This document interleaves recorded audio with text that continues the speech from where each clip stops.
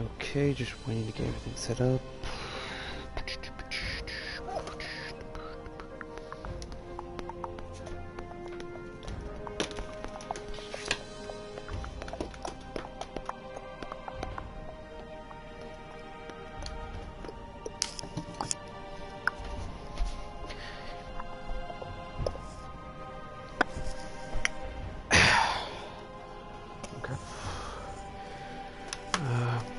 Check, see if it's working.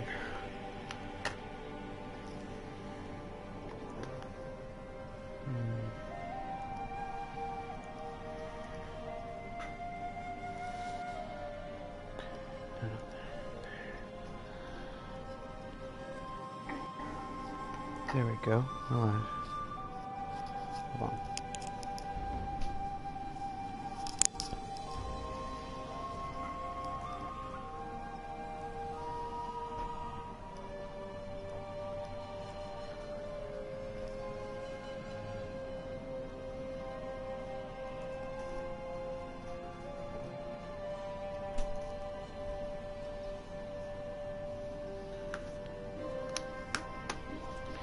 Okay, anything new there, so let's just go.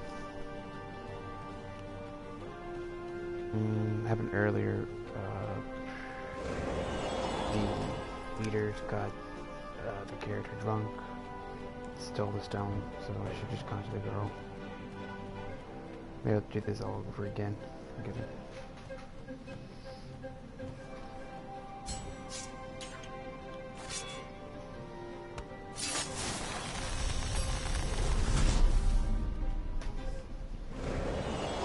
Renato had a feeling that was the back door to something.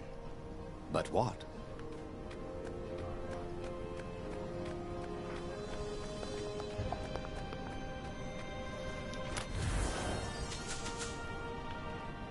So I feel like this is the right choice. It's just that the problem is it was stolen.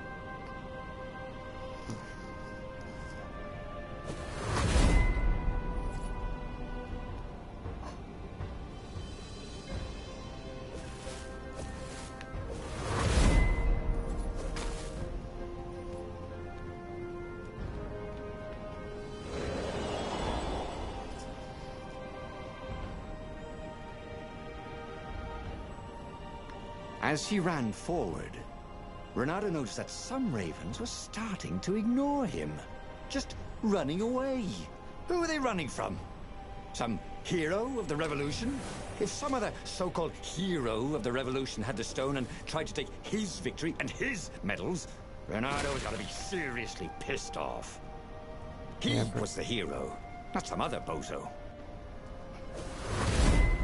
Pretty sure some other guy took the stone.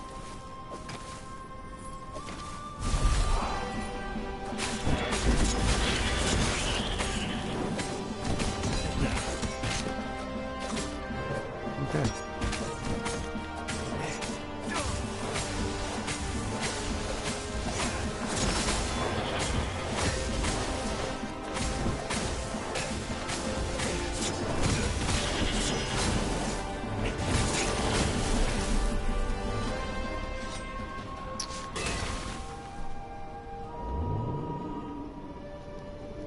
Renato wondered what would happen if he jumped. Would he be rescued by an emergency platform? Well, you can't jump.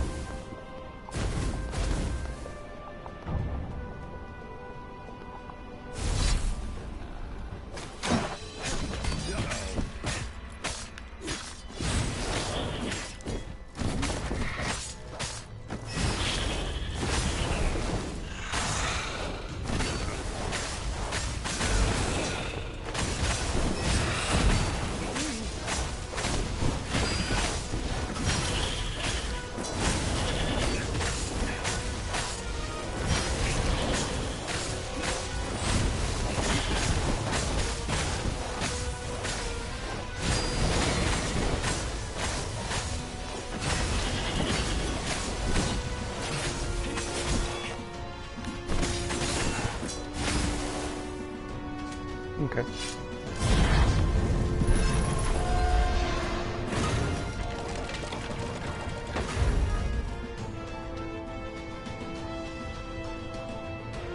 Okay, in the game. Let's see if I chose wrong. For sure did. Finally, Renato came to the Emperor's ship. Zenobia lay dead in front of it. The ship was a wreck.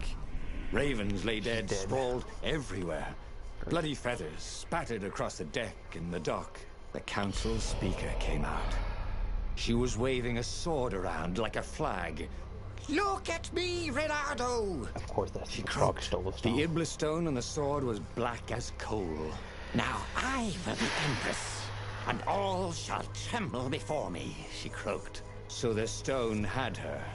It was in her brain, whining for blood.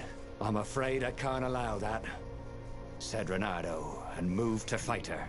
Toads are not usually good with swords. Something about the footwork. And the council speaker was not even a warrior. She was always tripping over things, which is quite an impressive achievement when you're a toad. Yet somehow, she was pressing Renato backwards as he desperately tried to keep her sword away from his throat. "Look, why don't you keep the stone?" he asked. "You deserve it." "Blood and souls for Iblis," she croaked. "Blood and souls." She got under his guard with her sword. It was just the tip. But sometimes just the tip is enough. He could feel his soul being sucked into the stone. As he died, he felt embarrassed more than anything else. He should go back to some of the choices he'd faced before. Take a Maybe new there were secret? new paths. Yeah, that new opened up. secret. Like those doors he was opening up all over the map that took him to new treasures and around his enemies. But he'd learn another true thing. The Iblis stone was evil. It would try to corrupt anyone who used it. Okay, I got the. So I got the final ending unlocked now. I guess all I have to do now is just try that again, but this time don't let the frog get it. The book's pages fluttered to the beginning once again.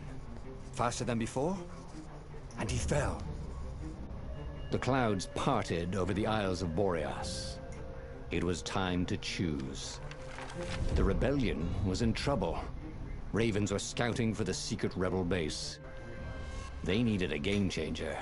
Pieces of the Sky Ripper had surfaced. Renato knew that using it could go catastrophically wrong. But he was sure he could figure out how to use it safely. Also, a temple had risen out of empty desert. The Iblis stone was hidden there. It was a dangerous artifact. It could corrupt its user into a bloodthirsty monster. Maybe he could find a way to use it. To take its power without surrendering to its wickedness. And also, his old friend Lapino needed rescuing. Of course, Renato had a pretty strong suspicion that Lapino had betrayed the rebellion. And he had a gut feeling that he needed to use that to his advantage. Okay, so now that I know all 4 secrets, you're just telling me the correct path. Okay. Renato finally realized that Lapino was a traitor to the cause. And maybe Renato could use that somehow.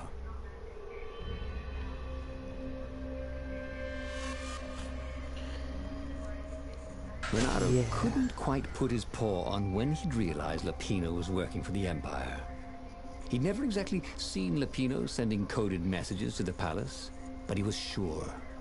The rabbit had been on too many disastrous missions where he was the only survivor, or where he accidentally missed getting on the boat that went down to the abyss in flames. If Renato could prevent Lapino from getting back to the fleet with all the intelligence he'd probably gathered, it might be worth the trip.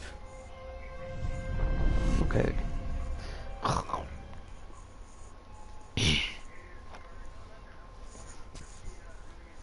That was pretty deep. Yeah.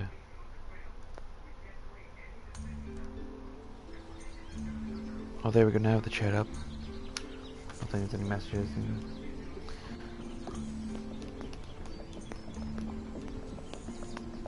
How had they come to this? They'd been on so many adventures together. Lapino had talked Renato out of prison at least 4 times. and Renato had rescued Lupino from at least 2 lynch mobs.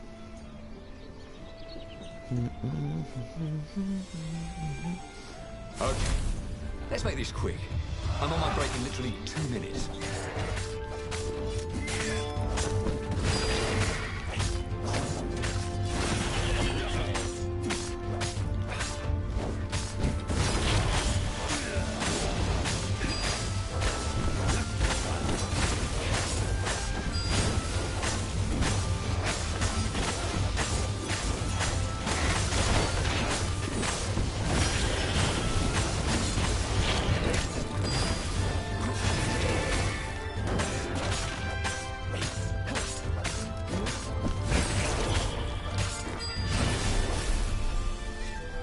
He'd always felt that the rabbit resented him.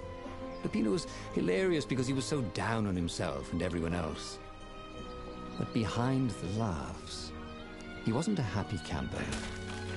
Ooh, was this payback? Or did the Empire have his little white tail in a vice?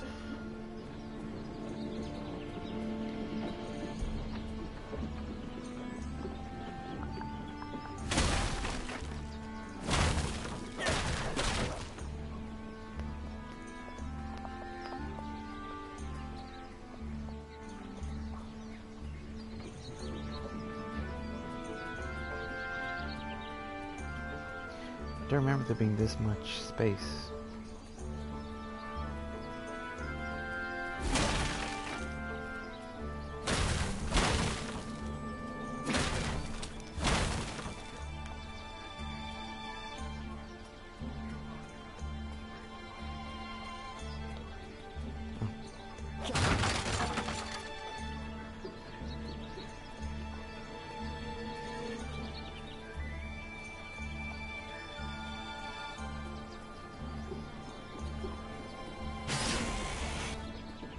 Sleep Big tight, sec. thought Renato.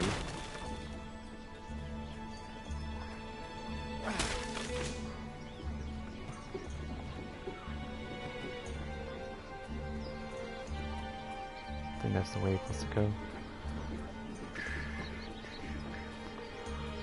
There we go.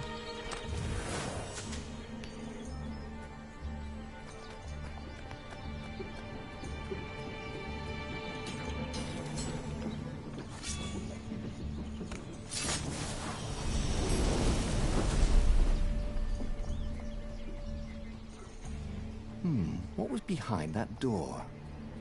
Renato's nose told him there was treasure there. They must have forgotten it in a hurry. Surely they wouldn't mind if he helped himself to it.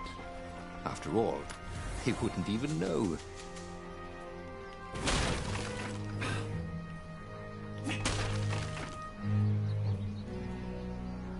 Oh, can't go that way. Okay.